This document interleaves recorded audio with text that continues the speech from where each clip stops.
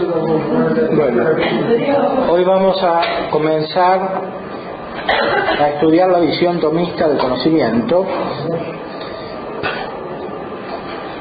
y para eso vamos a introducirnos en primer lugar con la ayuda de un manual escolástico clásico de Vicente Remer. Remer, ¿cómo suena? Remer, ¿con una N? Sí. Un jesuita del siglo XIX que hizo un manual muy importante, muy conocido, después de la encíclica Aeterni Patris de León XIII acerca de la renovación del tomismo en los estudios.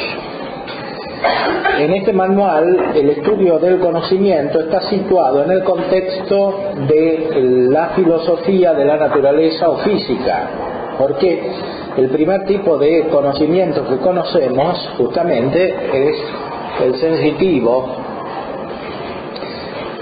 o por lo menos el conocimiento de los entes vivientes corporales.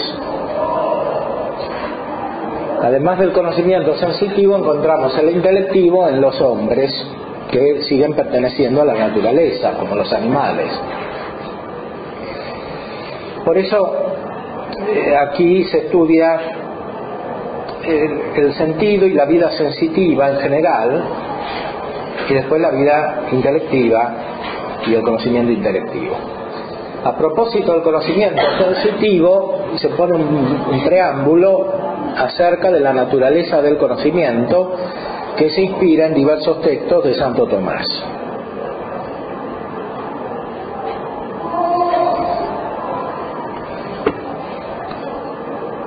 Veamos algunos de estos textos. Los cognoscentes se distinguen de los no cognoscentes en esto: que los no cognoscentes no tienen otra cosa sino su forma,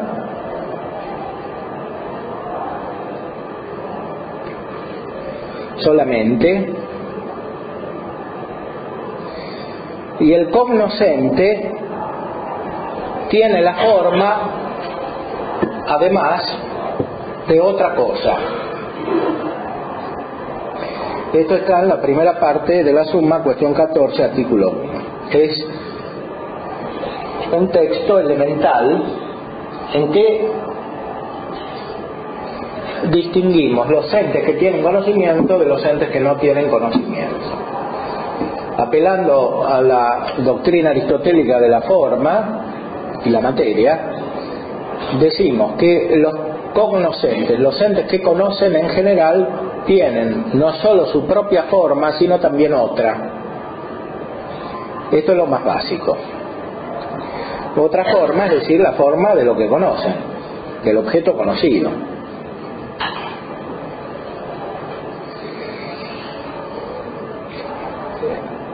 Cuando queremos analizar el conocimiento, entonces en primer lugar aparece el cognoscente, en segundo lugar lo conocido.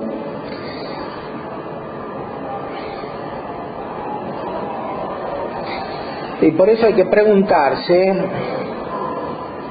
qué es aquello que hace que lo conocido esté en el cognoscente.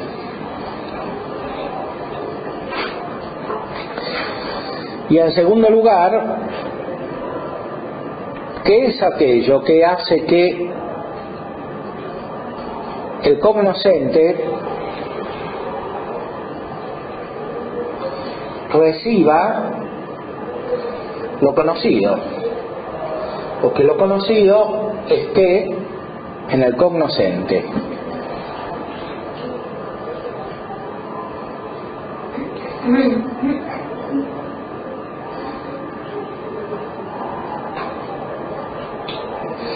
Así hay que buscar la explicación de por qué todo ente es cognoscible y no todo ente es cognoscente.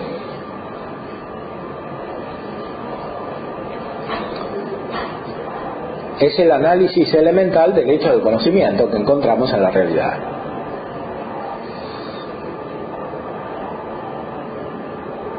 Respecto de lo primero, es decir, aquello que hace que lo conocido esté en el cognoscente,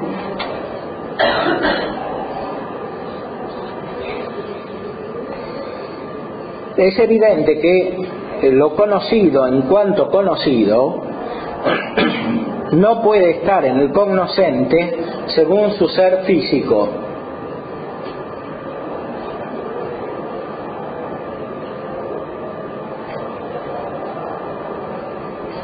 Por el cual está constituido en sí mismo.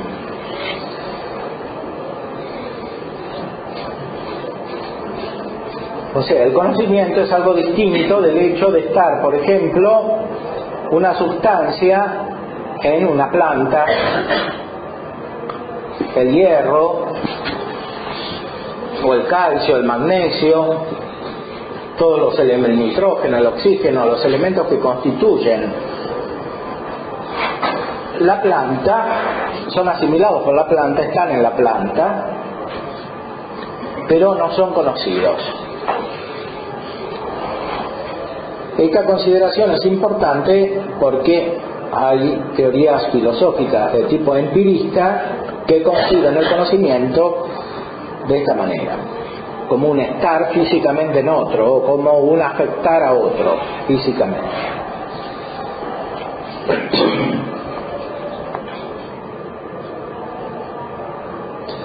Lo conocido permanece ciertamente fuera del cognoscente,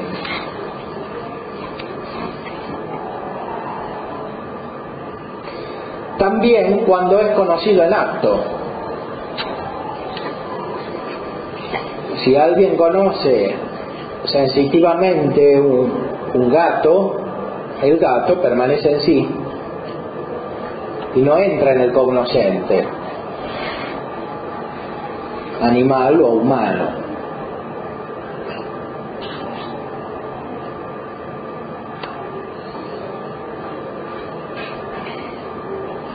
Y al menos por su materialidad, físicamente no podría estar en el cognoscente.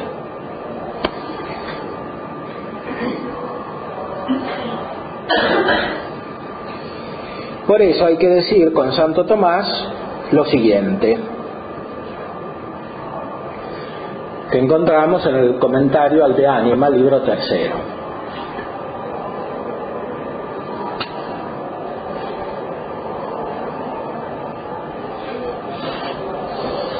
Algo es inteligible en acto, y más generalmente cognoscible y conocido en acto,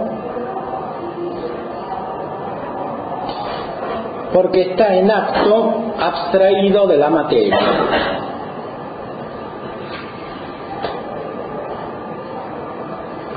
Tanto más algo es cognoscible, cuanto más separado de la materia está, cuanto más distinto de la materia.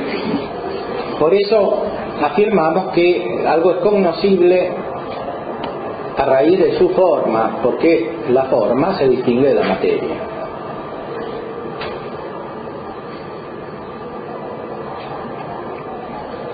Comentario al tercer libro de Ánima, lección 9. Entonces,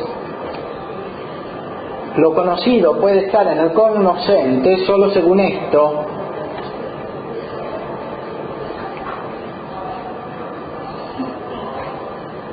es decir, solo en cuanto está separado de la materia, y no según su ser propio, como decían los antiguos, que la tierra la conocemos a través de la tierra y el agua a través del agua, y así con las otras cosas, porque la piedra no está en el alma, sino la especie de la piedra o su razón o su cuididad,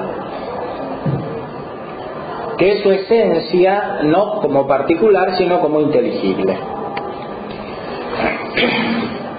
Esto es un texto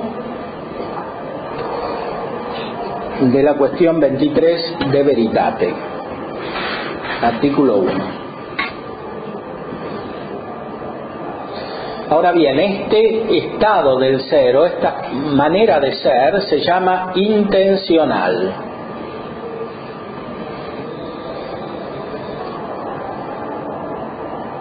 decimos que lo conocido está presente intencionalmente en el cognoscente.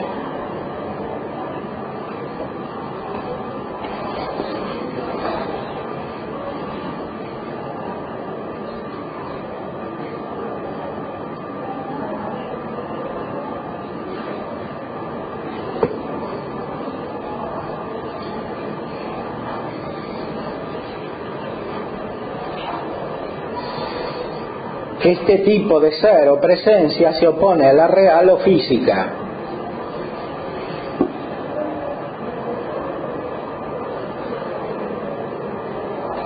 Y por eso hay que decir que el ser físico de la cosa y el ser conocido de la cosa convienen según la quidditad. Convienen según la quidditad. Convienen según la quidditad. El ser físico y el ser conocido tienen algo en común, que es la quidditad.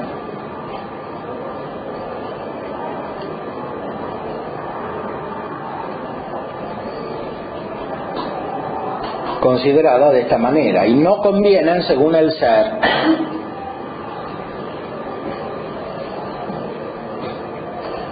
Es la misma forma o la misma especie o esencia inteligible la que está en la cosa conocida y en la mente, en la inteligencia.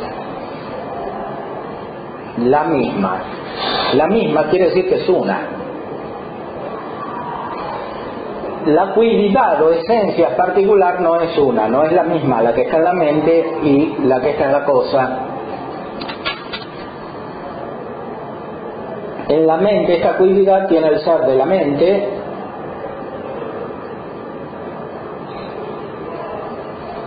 o el ser que le da a la mente, es un ser accidental, y en la cosa tiene el ser sustancial que constituye la cosa conocida.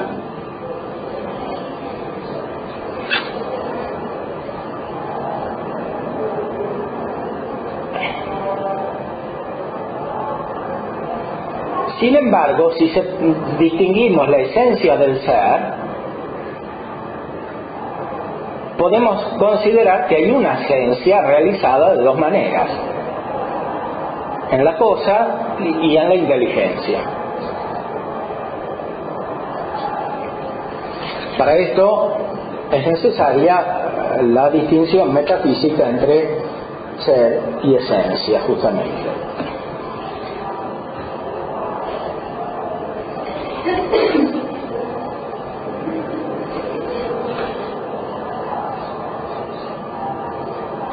Ahora, como la realización es distinta, el conocimiento no agota perfectamente la esencia, porque en la mente no está realizada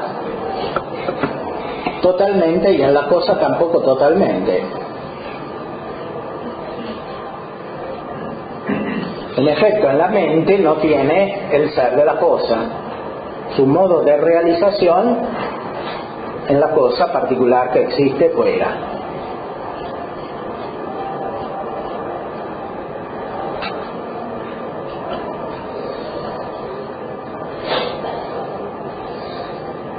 Respecto de lo segundo que habría que investigar, es decir, aquello que hace que el cognoscente pueda recibir en sí lo conocido, respecto de esto,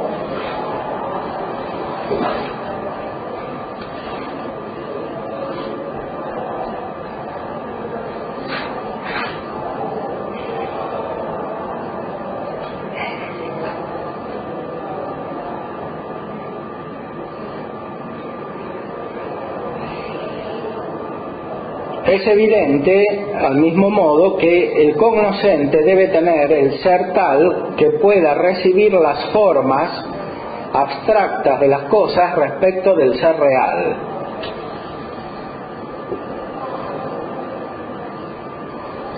El cognoscente debe tener una capacidad especial, que es la que llamamos potencia. No es cualquier potencia, sino una potencia para lo inteligible. Esta potencia pasiva para lo inteligible se llama intelecto posible, justamente porque está en potencia pasiva. Aunque no es pura potencia pasiva, no es la pura materia prima. Está en potencia respecto de lo inteligible, aunque está en acto como facultad.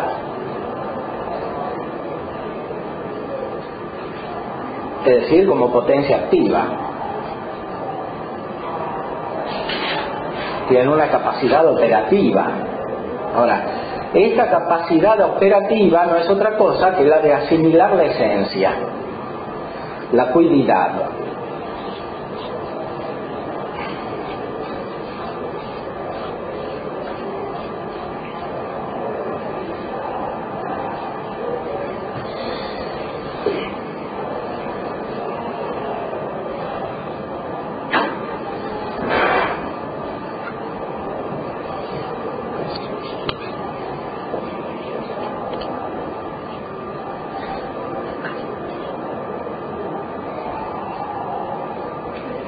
Dice Santo Tomás en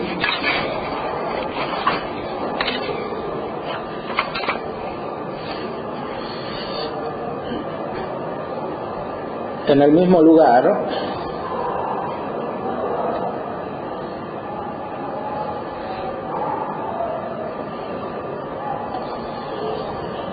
o sea, en las cuestiones de veritate, cuestión 23, artículo 1, porque la razón absoluta de la cosa no se puede encontrar sin concreción, sino en la substancia inmaterial, al menos secundum quid, relativamente, como se explicará, esto es comentario del autor que citamos aquí. Por eso el conocimiento no se atribuye a todas las cosas, sino a las inmateriales. Y según el grado de inmaterialidad es el grado del conocimiento. Los animales, por ejemplo, tienen un cierto tipo de inmaterialidad.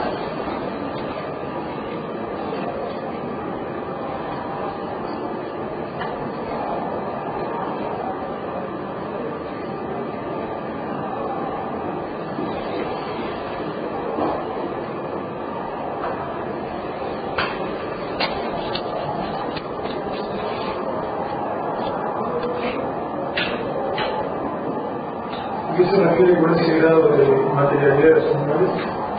Que tienen una forma distinta de la materia, que no es la materia. Por la forma, cualquier cosa supera la materia en algo. Aunque no todas son formas que pueden subsistir sin la materia. Entonces todo tiene algo de inmaterial.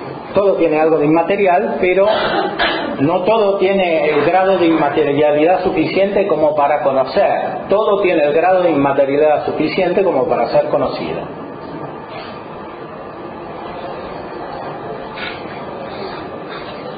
En cuanto tiene forma. La materia, según Aristóteles, en cuanto no es forma, no es cognoscible, sino solo por oposición a la forma.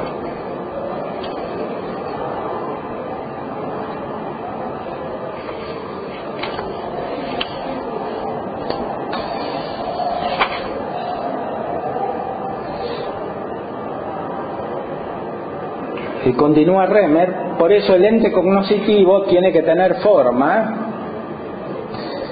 que no esté determinada de tal manera a su ser que no pueda recibir intencionalmente también el ser de las otras cosas. Las formas muy determinadas a su materia no pueden recibir otra forma. Las formas que tienen menos relación con su materia, que son más independientes de su materia, tienen más capacidad para recibir otras formas. Y esto se da principalmente en el intelecto, que es inmaterial por sí. y por eso puede recibir todas las formas. Los sentidos, en cambio, pueden recibir solo algunos tipos de forma.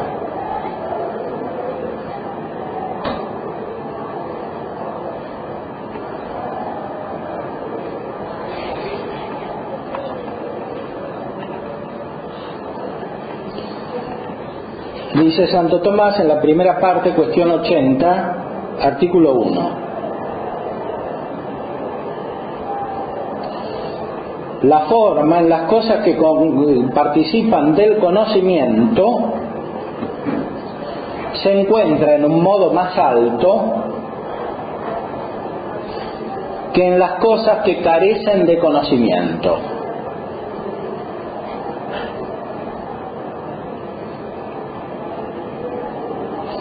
En las cosas que carecen de conocimiento se encuentra solo la forma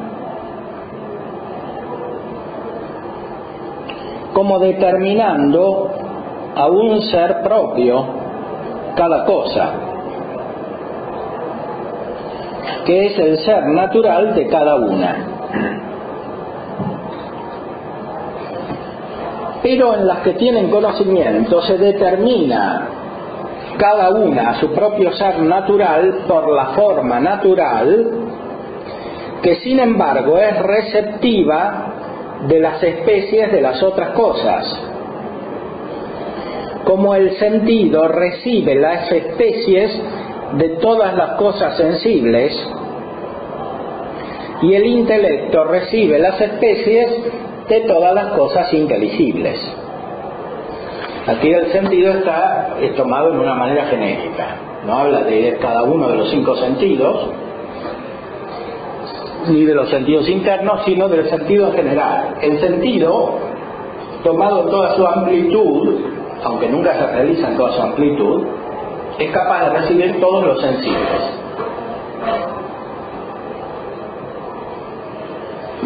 Y el intelecto es capaz de recibir todos los inteligibles.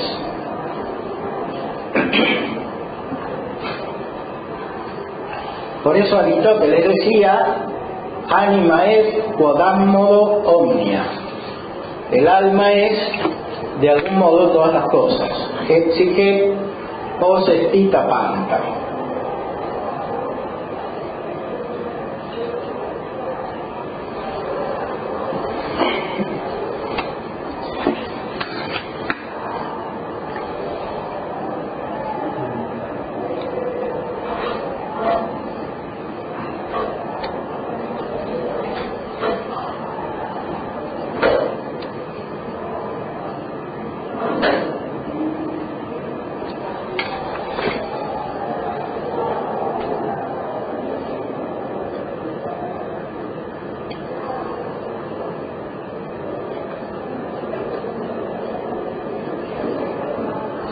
¿Y cuál es esta forma o virtud que no está tan determinada al propio ser como para poder ser receptiva de las especies de las otras cosas, sino la forma o virtud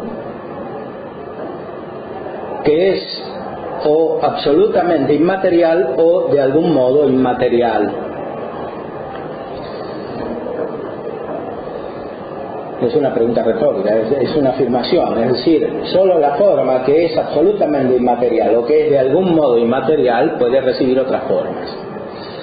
Ahora, ¿qué quiere decir aquí que es de algún modo inmaterial? Como ya dijimos, no es suficiente cualquier tipo de inmaterialidad como la de todas las formas, que son distintas de la materia, sino un determinado tipo. En ese sentido, los sentidos serían de algún modo inmaterial. Los sentidos son de algún modo inmateriales, sí. Cuanto más perfecta es la forma del animal, tanto más perfectos son sus sentidos. O sea, cuanto más separada de la materia.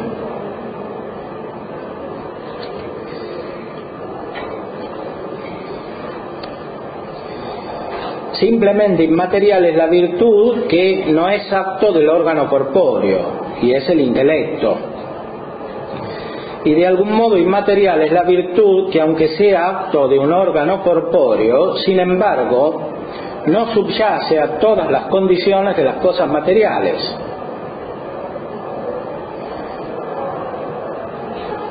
por lo cual no lleva consigo las cualidades materiales de las cosas,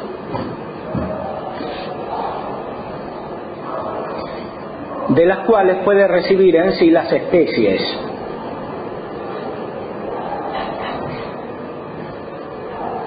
Y esto es el sentido.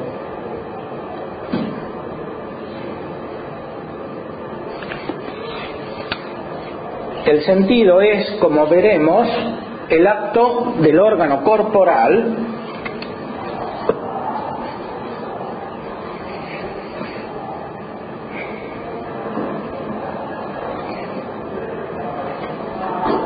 y por tanto tiene en sí lo que se encuentra en todo ente material, es decir, una dependencia de la materia en el ser y en el operar.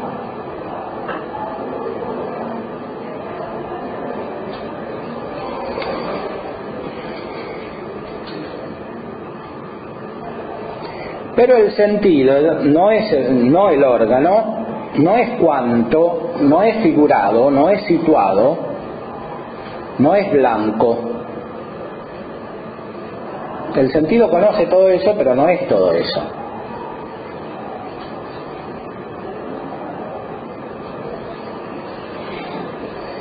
El sentido tiene un ser elevado por encima del ser de las cosas meramente materiales.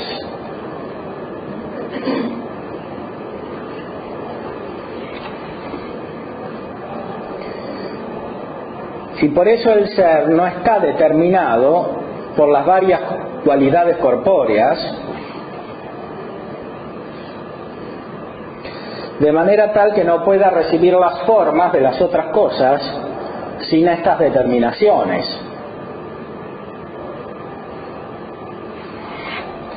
Lo cual es requerido para que pueda ser cognoscente.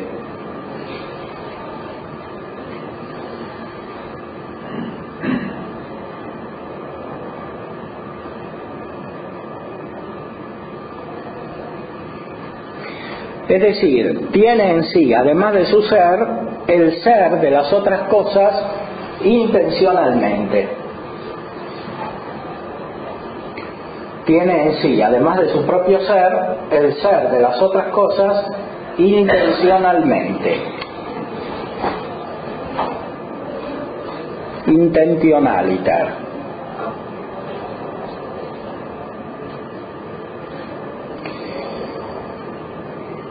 Y así es manifiesto porque las plantas, aunque tengan una cierta alma, no sienten.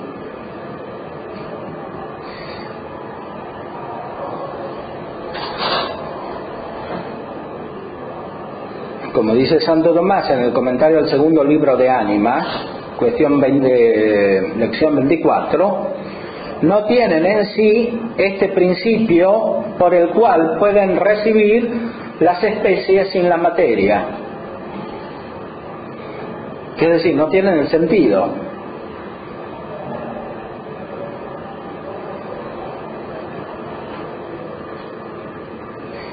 Aunque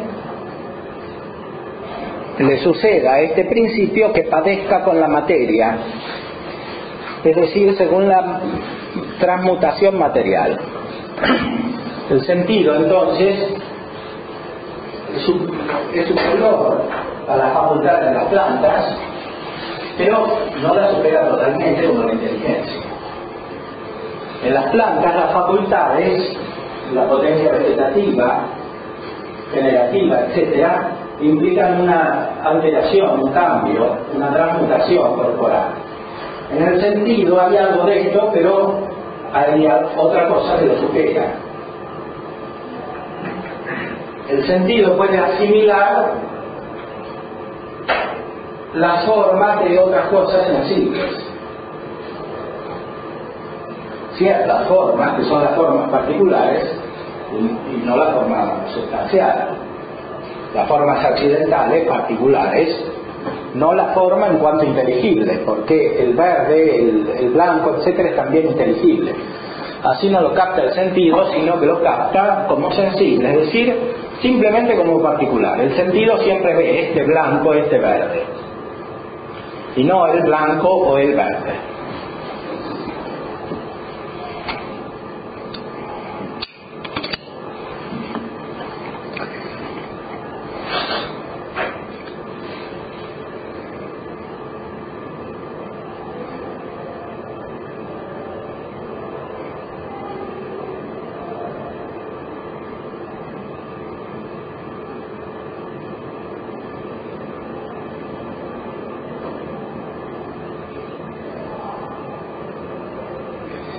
Al sentido, entonces, no le falta nada de lo que corresponde para constituir una facultad cognoscitiva.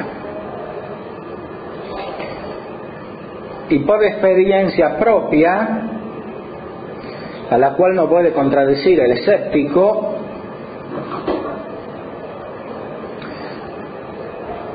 se llama el sentido facultad cognoscitiva, aunque sea falible, según el escéptico, pero esto es una contradicción.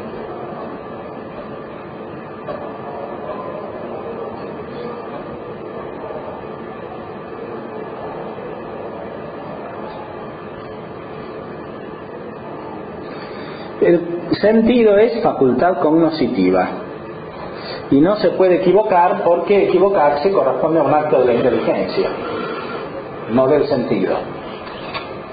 El sentido simplemente asimila lo sensible. Aunque el daltónico vea el rojo como verde y el verde como rojo, o los vea los dos del mismo color, está realmente viendo algo sensible. Eso que ve está en la cosa que ve. Es una cualidad de la cosa que ve, aunque no la capte tan perfectamente como otro que distingue los colores.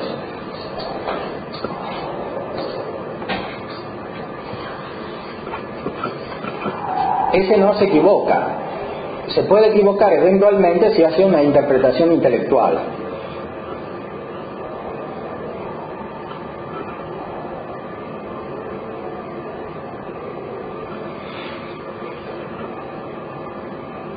Y si por ejemplo dice que el verde es lo mismo que el rojo, porque él lo ve así, aunque el otro lo vea de la otra manera.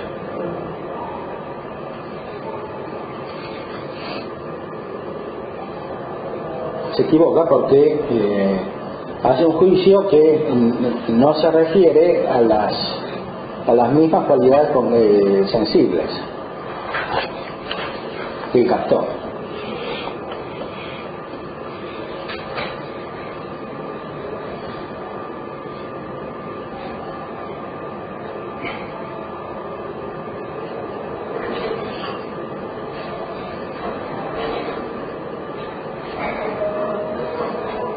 Se dice que el sentido, según los escépticos, perciben, pero no conocen.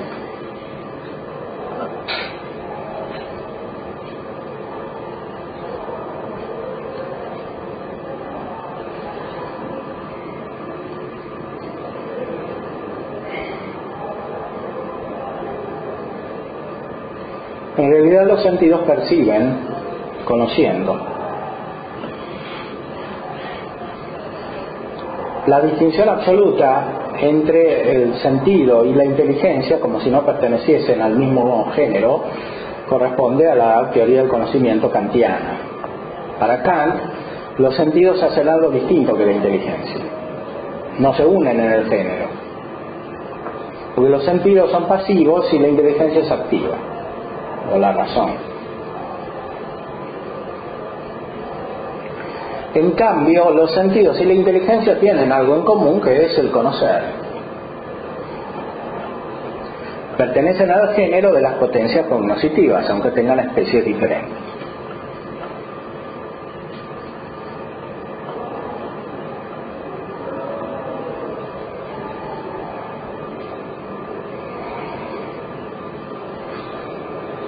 El sentido no puede conocer sino los sensibles,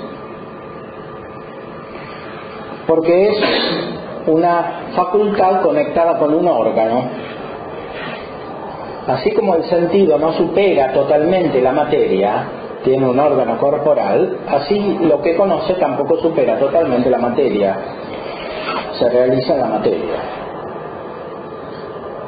Hay una proporción entre el cognoscente y lo conocido.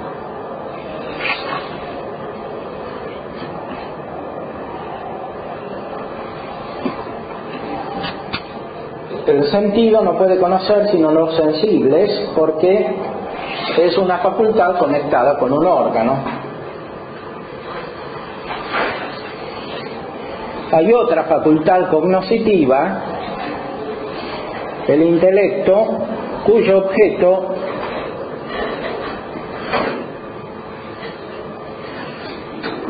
es manifiesto porque no es acto de ningún órgano corporal.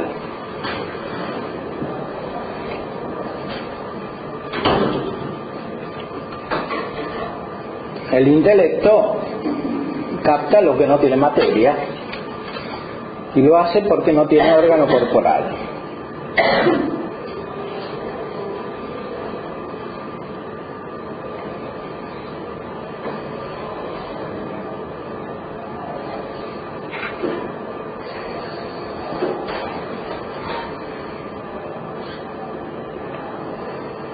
Para que el sentido opere, tiene que ser informado por las especies sensibles vicarias del objeto. Vicarias, que hacen las veces del objeto. Para que el sentido opere, tiene que ser informado por las especies sensibles vicarias del objeto. ¿Cualidades? Especies, que son cualidades.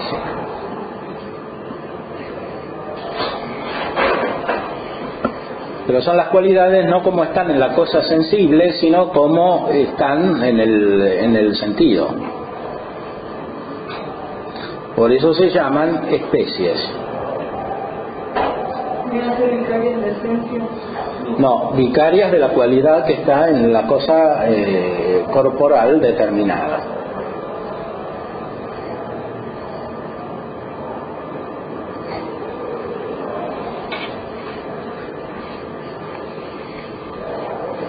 Los antiguos, es decir, los presocráticos, a veces negaron la necesidad y la existencia de las especies intencionales en general. Y los modernos consienten con los antiguos a veces y dicen que para tener conocimiento es suficiente que por una parte esté el objeto y que por otra parte esté la facultad rectamente dispuesta. Tienen una explicación demasiado elemental, los empiristas y otros, del mismo Kant, del acto cognoscitivo. Es suficiente que esté el objeto y que esté el sujeto, que esté la cosa conocida y que esté la facultad cognoscitiva del sujeto. Esto sería más suficiente si, por un lado, concibiéramos el conocimiento como una recepción física y, por otra parte, a los cuerpos como activos, o a las cualidades de los cuerpos como activas respecto de la pasividad de las potencias.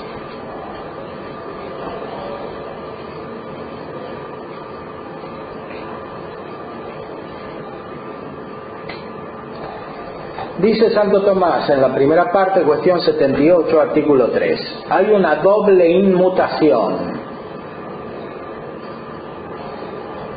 una natural, que es física o material, y otra espiritual, que es inmaterial, simplemente o relativamente. La inmutación natural es aquella según la cual la forma del inmutado es aquella según la cual la forma del inmutante se recibe en el inmutado, según el ser natural, como el calor es recibido en lo que se calienta. La espiritual es aquella según la cual la forma del inmutante es recibida en lo inmutado según el ser espiritual. La forma del inmutante es recibida en el inmutado según el ser espiritual.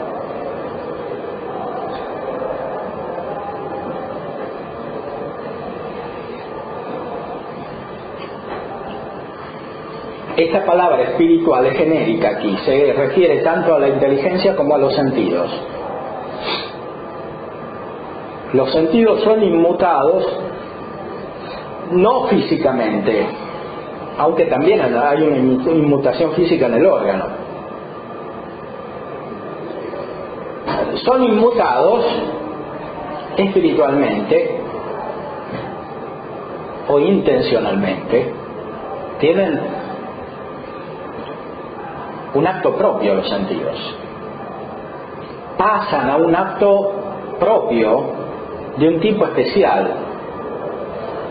No es el mismo acto de una cosa material física como una piedra, un árbol o un animal mismo, en cuanto son cosas materiales.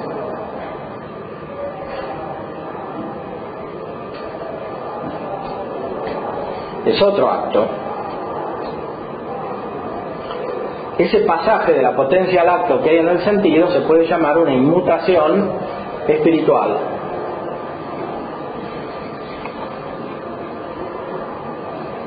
Que es la palabra que usa aquí Santo Tomás en la Suma.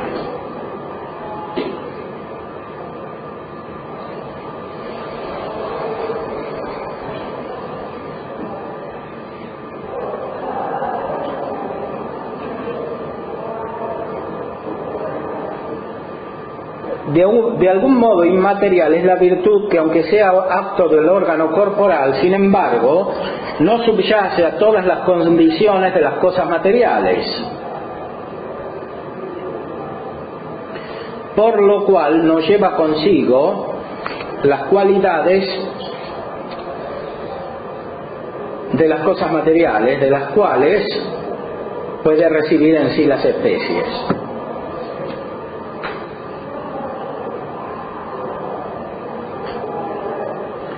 O sea, el ojo no tiene el blanco de la rosa blanca o de la flor blanca. Hay rosas blancas también. Tiene otro blanco que es la especie del blanco, no una especie universal como está en la inteligencia que conoce el color blanco, sino una especie particular pero que está en el sentido, que no es la misma que está en la cosa blanca.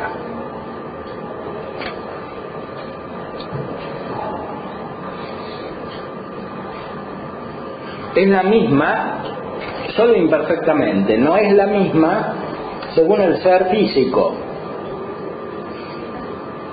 ¿Y por qué digo que no es la misma imperfectamente? Por comparación al modo en que es la misma la cuididad en la cosa entendida y la cuididad en la inteligencia. Puede ser la misma porque es inmaterial. En cambio, esta otra forma no es del todo la misma. O sea que las especies sensibles serían, digamos, las formas occidentales, pero no para ser de la cosa, sino el sentido. Exactamente, porque el blanco del cuaderno no se transfiere al sentido.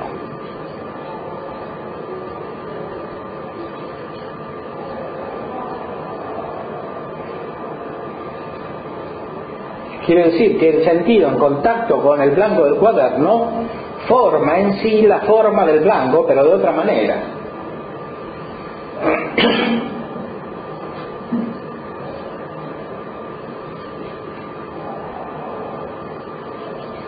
Y por eso alguien que tiene el sentido dispuesto de otra manera puede ver como negro lo que todos ven como blanco.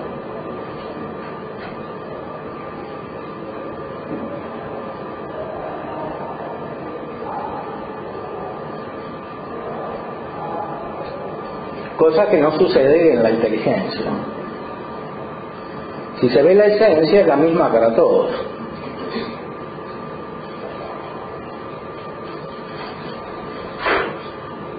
Y como se ve, muchos problemas de la teoría del conocimiento derivan de que se transfieren las condiciones del acto de conocimiento sensitivo al ámbito del acto intelectivo.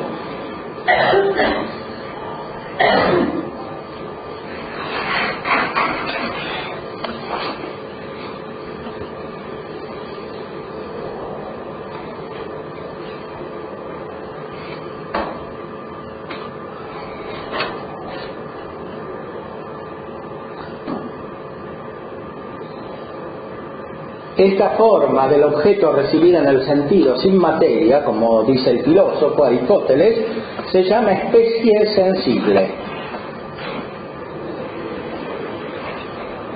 La especie sensible, por lo tanto, según Santo Tomás, es una cierta semejanza del objeto sensible en la potencia sensitiva, por la cual esta es determinada la operación, que es la operación cognoscitiva.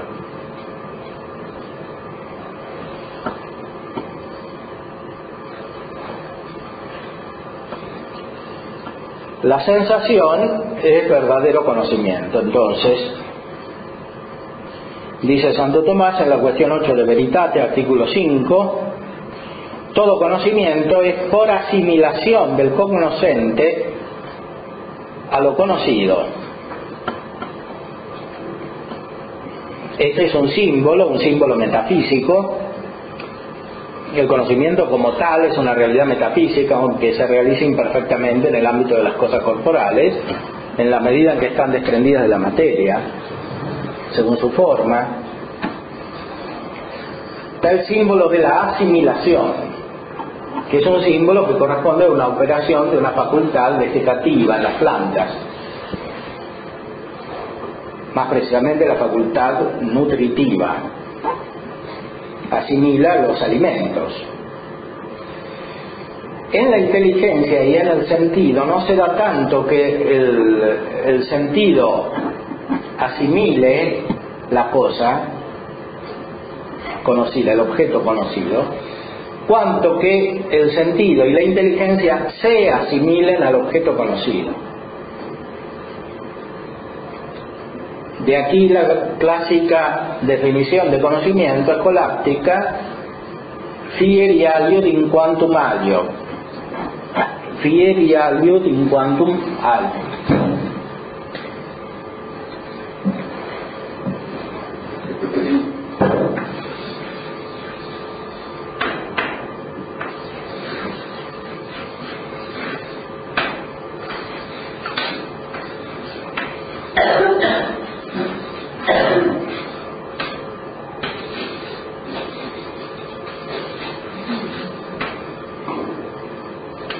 Este otro es el objeto conocido. La facultad cognoscitiva se asimila al objeto conocido.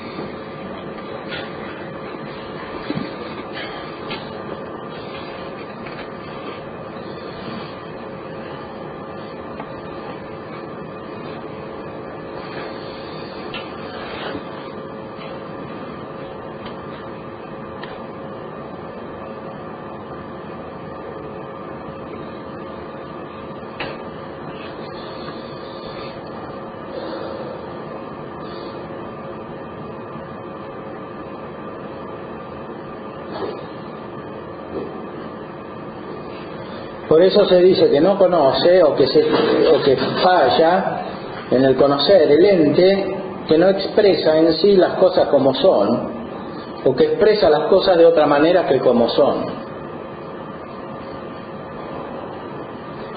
Ahí hay una falla en el conocimiento, un defecto. Por eso, para que el sentido conozca los sensibles, se debe asimilar a ellos.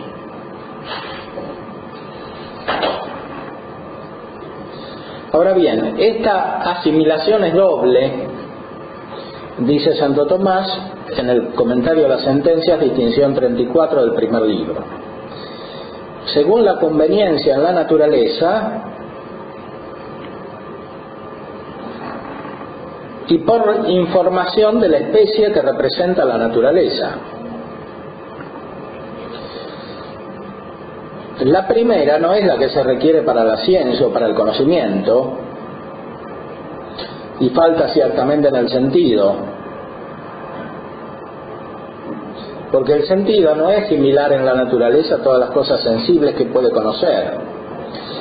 Se requiere, en cambio, el segundo tipo de asimilación,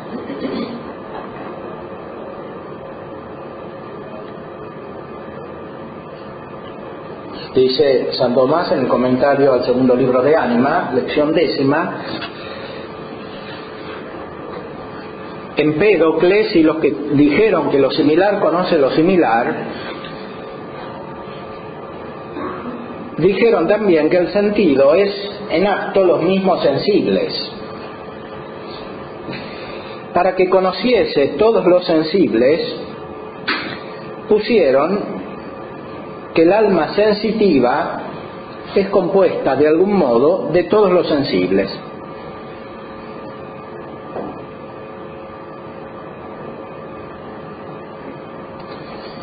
Ya los presocráticos entonces descubrieron de alguna manera que el conocimiento sensitivo implica asimilación.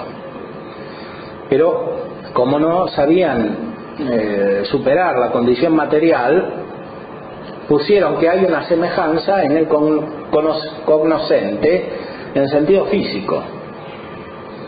O sea, que el que conoce está compuesto de todos los elementos que conoce.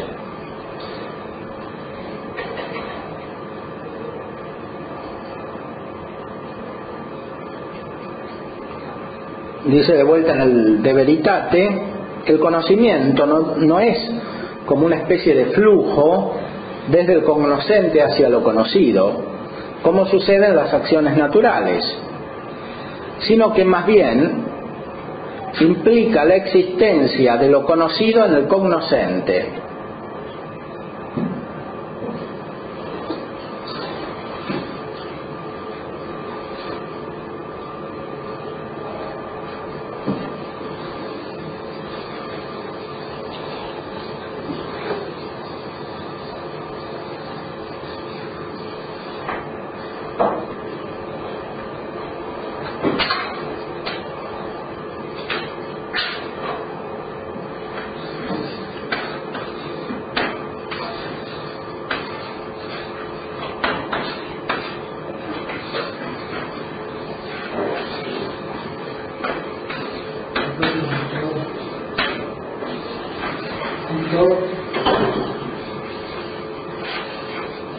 Existentia cognitum cognoscente.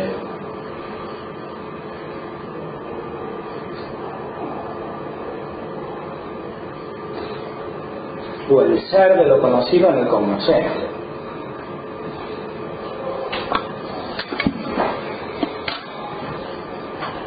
Ahora, este ser está en el cognoscente según su forma, como forma, no como el ser que es distinto de la forma o de la esencia.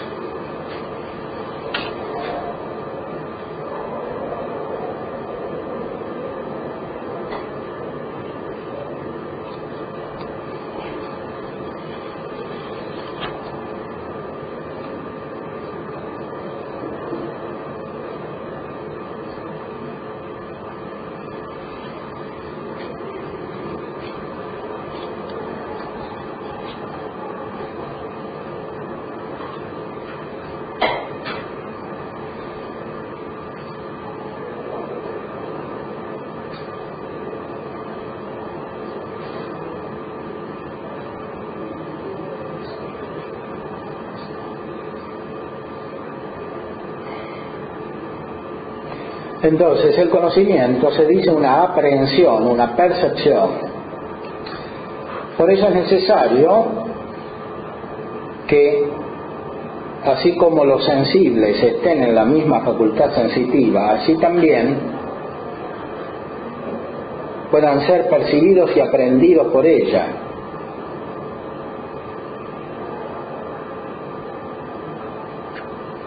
Esto es a través de la especie. ¿Cómo están? A través de la especie vicaria, o sea, una especie que hace las veces de. En el ámbito del conocimiento intelectivo decimos que es la misma especie. En cambio aquí decimos que es una especie vicaria que hace las veces de. La que está es la cosa material, de los sentidos. porque no hay una perfecta asimilación como sucede en el orden de lo inmaterial.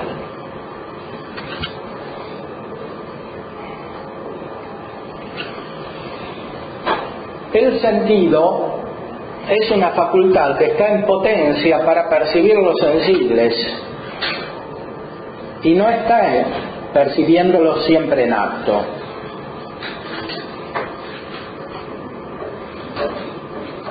Para que los perciba en acto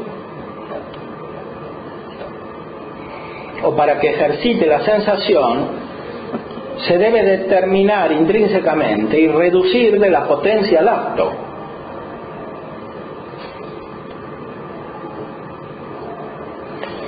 Pero esto no se da por una impresión material en el órgano, porque el órgano no es lo mismo que la facultad. El órgano es la materia de la facultad.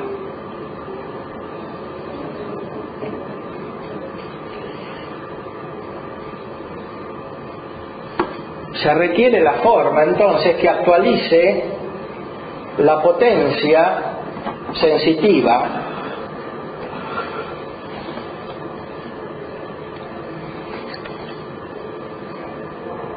y sea principio de la acción sensitiva.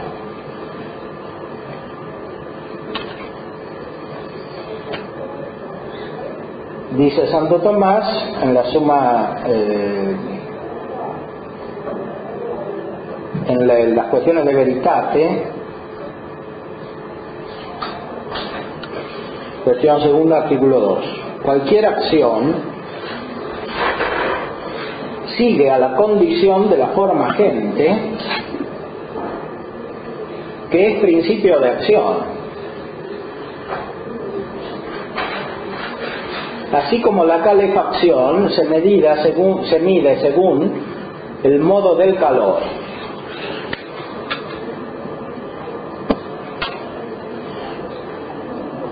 La semejanza de lo conocido, por la cual se informa la potencia cognoscitiva, es principio de conocimiento según el acto, como el calor lo es de la calefacción. Y por eso es necesario que cualquier conocimiento sea al modo de la forma que está en el cognoscente. Todo conocimiento es por una forma que está en el cognoscente.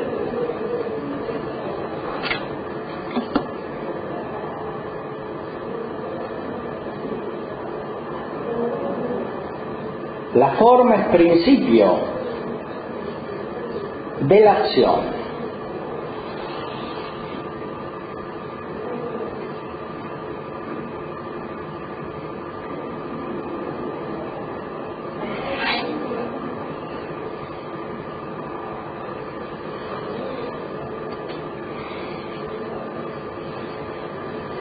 Y la acción en este caso es el conocimiento mismo, el acto cognoscitivo.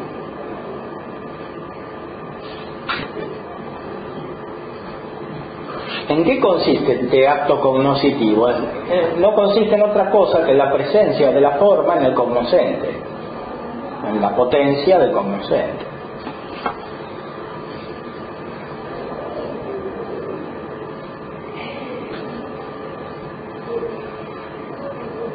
Esa presencia está causada por la forma misma de lo conocido.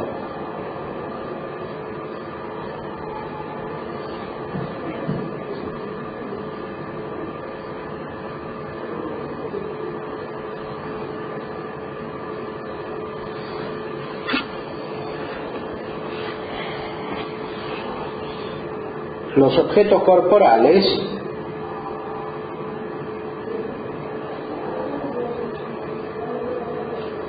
parecen ser por sí mismos sensibles y la facultad sensitiva parece ser por sí misma capaz de sentir, y así pareciera que no hace falta la especie o la forma.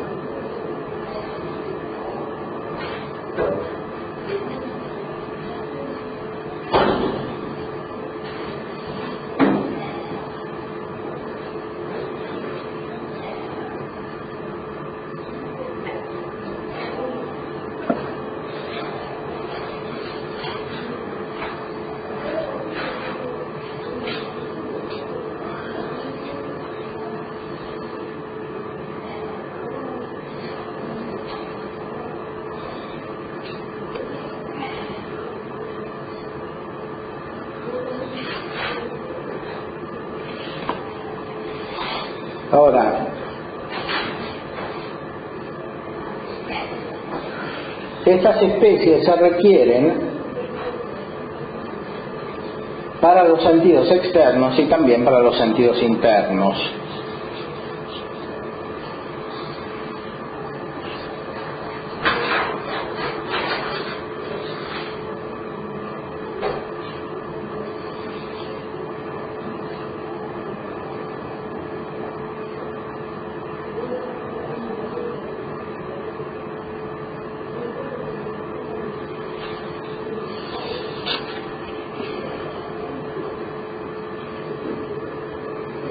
O sea, los sentidos internos requieren también la presencia de la forma.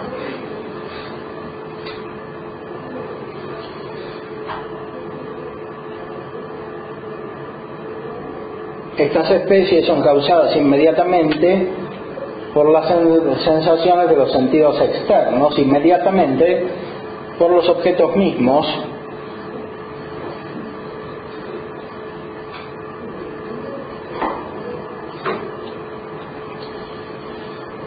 a los cuales se refieren esas sensaciones. Perdón, son causadas inmediatamente por las sensaciones de los sentidos externos.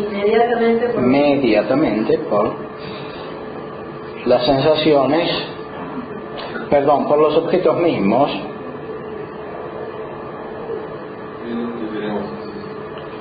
de los cuales tenemos sensaciones, respecto de los cuales se refieren las sensaciones.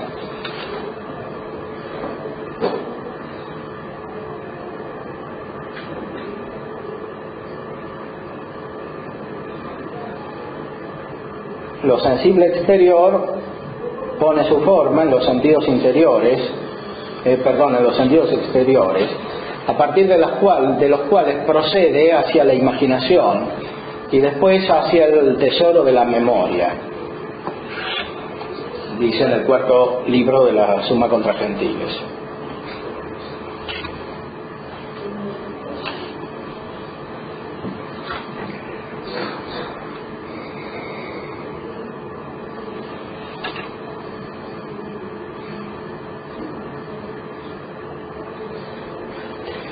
Hay que decir también que la especie sensible concurre al acto de la sensación en el género de la causa eficiente.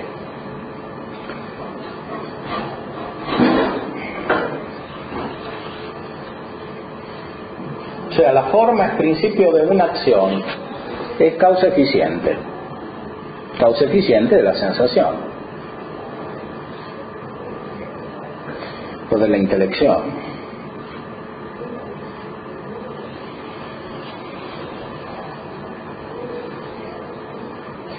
Entonces, la sola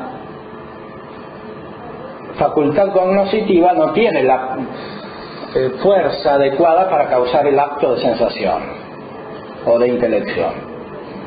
La fuerza principal está en el objeto, en la forma presente.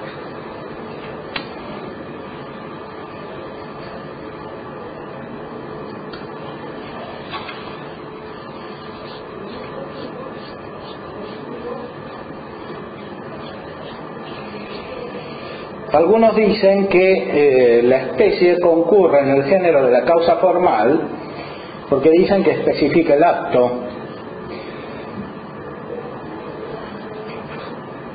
pero estos no distinguen suficientemente entre el objeto y la especie del objeto.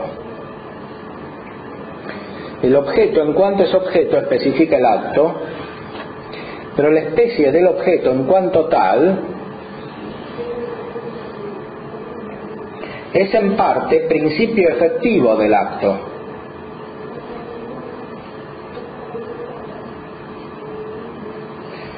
Y de este modo no especifica, sino que causa eficientemente el acto.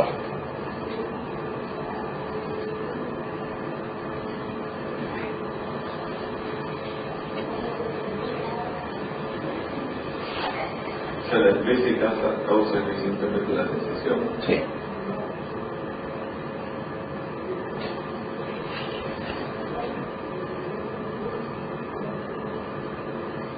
El objeto es causa formal Porque el objeto indica la forma misma que está presente. Indica la forma misma que está presente. La especie es algo nuevo, que está en el sentido que está en la inteligencia. No es la misma forma, sino la forma como algo nuevo que está ahí. Eso causa eficientemente el conocimiento.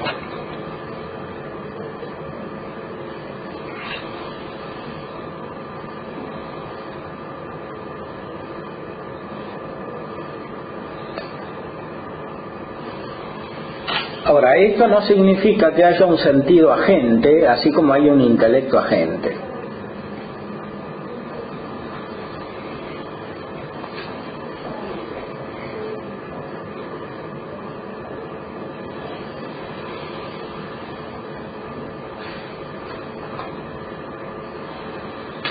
Francisco Suárez, por ejemplo, decía que hay un sentido agente interno.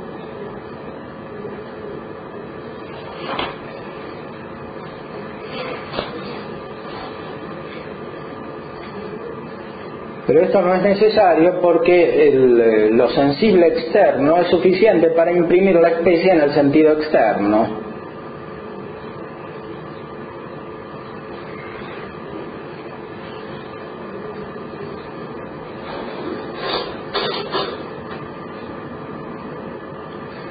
Y esta es suficiente para, a su vez, imprimirla en el sentido interno.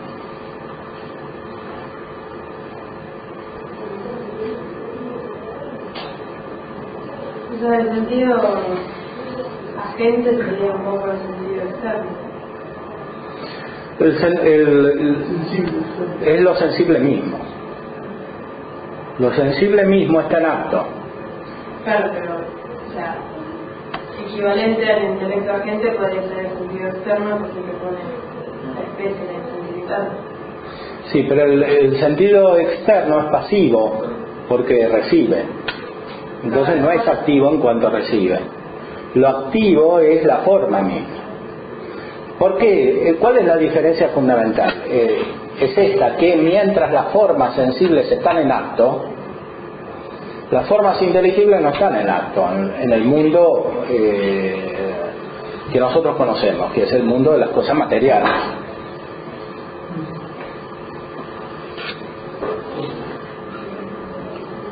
Las formas inteligibles tienen que pasar de la potencia al acto, y esta es la función del entendimiento ajeno. En cambio, las formas sensibles ya están en acto, o sea, ya son sensibles por sí.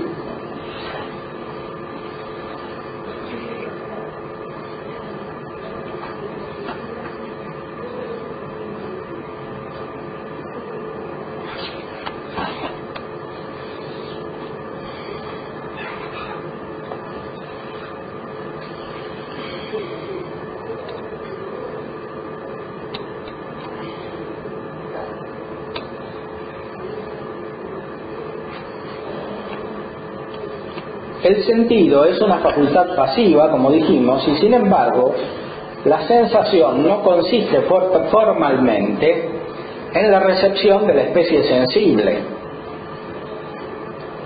sino que consiste en la operación de la potencia o de la virtud, mejor, porque potencia es ambiguo, puede ser activo o pasivo, en la operación de la virtud sensitiva que sigue a la recepción de la especie sensible. O sea, el conocimiento no es la recepción misma, sino el acto que sigue, que es lo que denominamos antes presencia, o el ser en.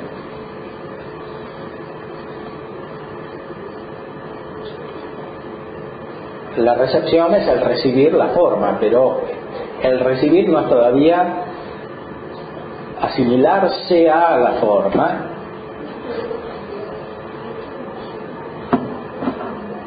Este asimilarse a es la sensación.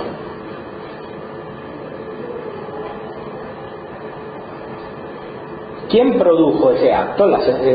La forma presente en el sentido.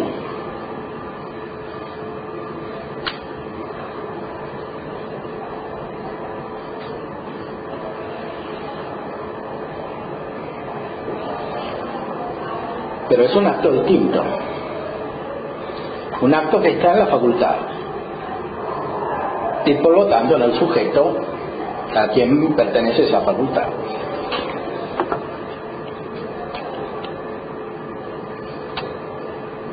Dice Santo Tomás en la cuestión 26 de Veritate, artículo 3,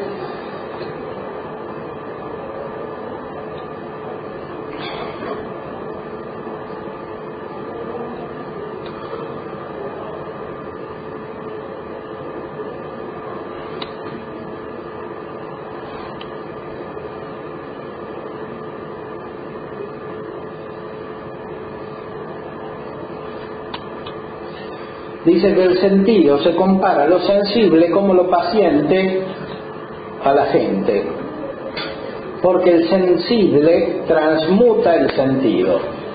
El sensible transmuta el sentido.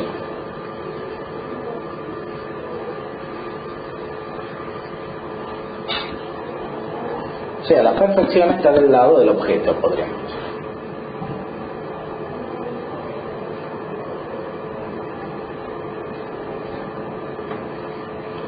Aunque la facultad tiene su perfección propia, que es la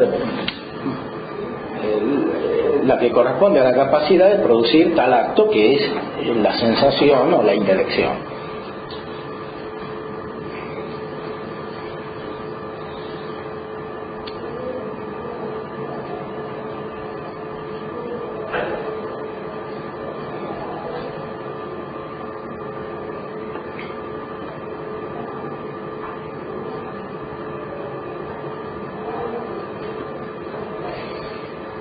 Las potencias sensitivas están en el conjunto de lo que es, o sea, en el sujeto, en el compuesto, en el suppositum, como en su sujeto, y por eso se dice que la sensación es una operación que pertenece formalmente al compuesto y no solo al alma. La sensación no es del alma, sino del hombre, porque requiere órgano corporal.